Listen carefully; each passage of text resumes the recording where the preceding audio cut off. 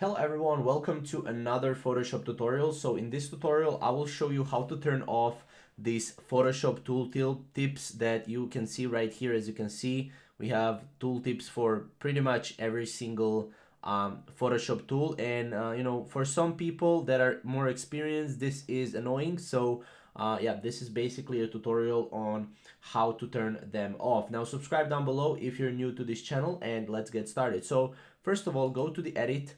And on Mac, you will need to click on the Photoshop icon, but on PC, go to Edit on Windows PC, right? And go to Preferences. Then from Preferences, what you can do is go to Tools.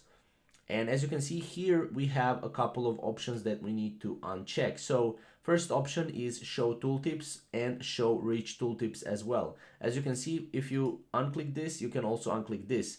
But if you unclick this, it will basically disable these both together. Now, if we click OK, right, and if we go here to Tools, we can see that we don't have any new tooltips, and basically we turned that off completely. So that's pretty much how to turn off Photoshop tooltips. If you have any questions or maybe comments, you can always comment down below, and yeah, we'll see you in the next video. Thank you guys for watching.